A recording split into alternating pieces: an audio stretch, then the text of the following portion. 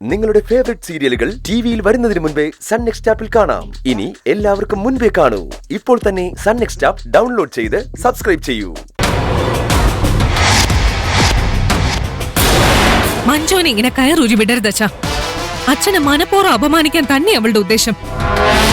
അവൾ ഈ നാട്ടിലും അച്ഛനുള്ള സ്വാധീനത്തെയാ ചോദ്യം ചെയ്യുന്നത്.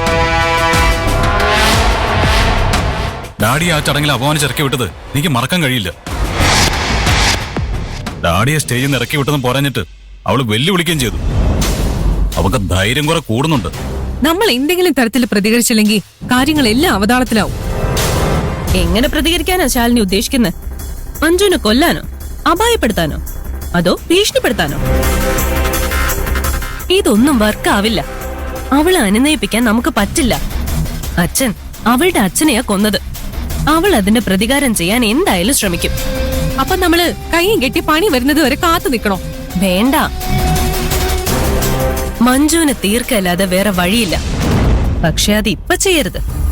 യൂണിഫോമിൽ ഇരിക്കുമ്പോ അവള് മരിച്ച പോലീസ് എന്തായാലും സമഗ്രമായി അന്വേഷിക്കും. നാട്ടുകാർക്ക് മുഴുവൻ നമ്മൾ തമ്മിലുള്ള ശത്രുത അറിയാവുന്നതുകൊണ്ട് നമ്മളിലേക്ക് എത്താൻ അധികം സമയമൊന്നും എടുക്കില്ല.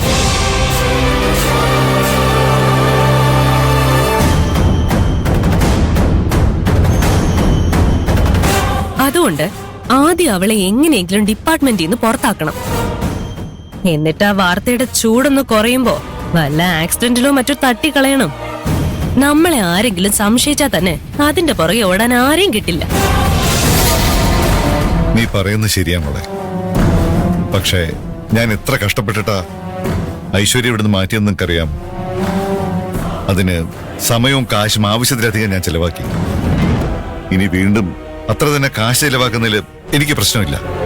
പക്ഷെ സമയം അത് നമ്മുടെ കയ്യിലില്ല. നമ്മളെ തകർക്കാനുള്ള വ്യക്തമായൊരു പ്ലാൻ മനസ്സിൽ കണ്ടിട്ടാ മഞ്ജു വന്നിരിക്കുന്നേ. അവള് പെട്ടെന്ന് തന്നെ നമുക്കെതിരെ കരുക്കൾ നീക്കും. അവളുടെ ജോലി പോകുന്നവരെ കാത്തിരിക്കാൻ നമുക്ക് സാധിക്കില്ല.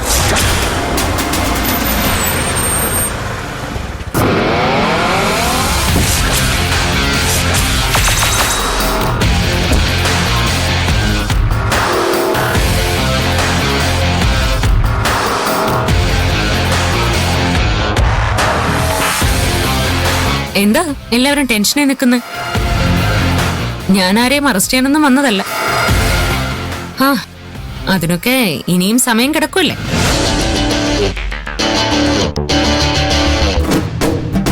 നാത്തൂനെ, ചാർജ് എടുത്ത ചടങ്ങിന് ശേഷം നാത്തൂനെ കാണാൻ ഞാൻ ഒരുപാട് ശ്രമിച്ചു.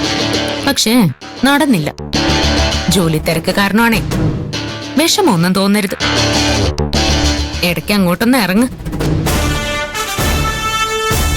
അന്ന് എന്റെ മോളെ കാണാൻ ഇറങ്ങിയതുപോലെ.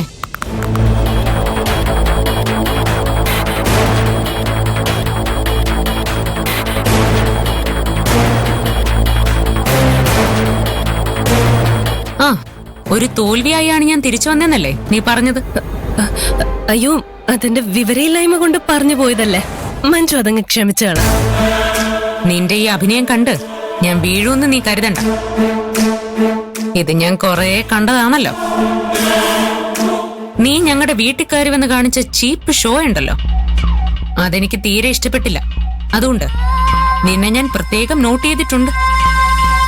എനിക്ക് പ്രതികാരമുള്ളവരുടെ കൂട്ടത്തിൽ ഏറ്റവും അവസാനവേ നീ വരൂന്നായിരിക്കും നിന്റെ കണക്കൂട്ടൽ, അല്ലേ? അങ്ങനെ പ്രതികാരം ചെയ്യാനാണ് അവളുടെ ഉദ്ദേശമെങ്കിൽ അവളുടെ ലിസ്റ്റില് ഞാൻ ഏറ്റവും താഴെയായിരിക്കും വരിക.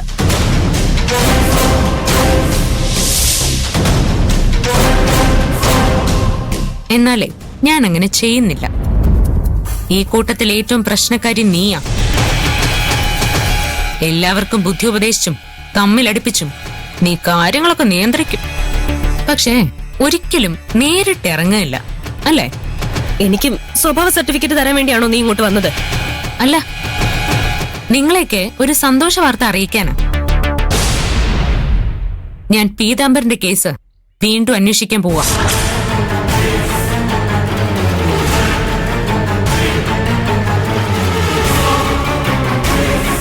താൻ എന്തിനാണോ ടെൻഷൻ അടിക്കുന്നത്? ഇനി താനാണോ പീതാംബരനെ കൊന്നത്? കൊലയാളി ആരാണെങ്കിലും അത് ഞാനാണെന്ന് വരുത്തി തീർക്കാനായിരിക്കില്ലേ നിന്റെ ശ്രമം? താനല്ല പീതാംബരനെ കൊന്നതെങ്കിൽ തനിക്ക് പേടിക്കാനൊന്നുമില്ല. തന്നെ ഞാൻ അറസ്റ്റ് ചെയ്യും. പക്ഷേ അതെന്റെ അച്ഛനെ കൊന്ന കേസിലായിരിക്കും.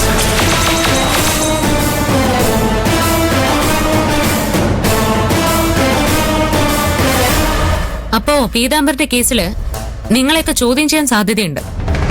അതുകൊണ്ട് നിങ്ങളാരും പോലീസ് സ്റ്റേഷനിൽ അറിയിക്കാതെ നാട് വിട്ടു പോരുത്. മനസ്സിലായല്ലോ?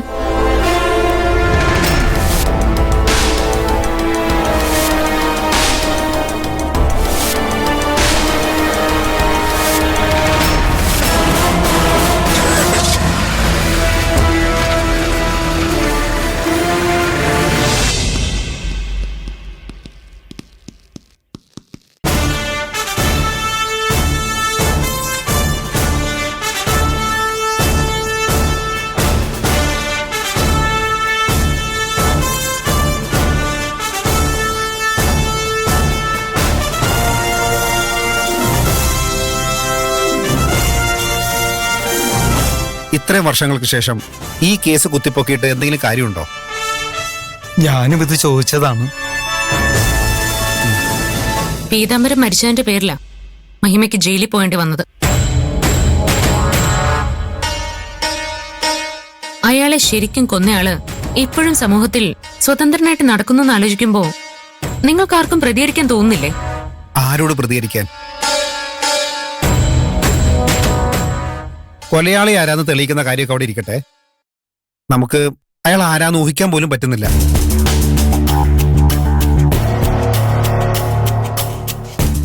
നിങ്ങൾക്ക് സംശയമുള്ളവരെല്ലാം അന്ന് ചോദ്യം ചെയ്തതല്ലേ?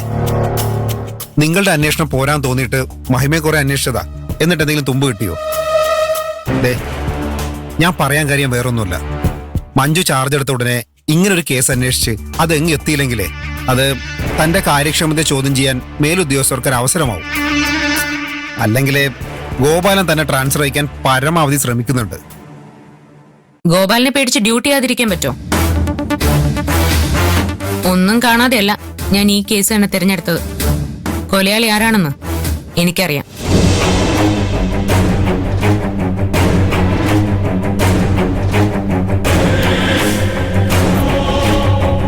ആരാ? അഭി.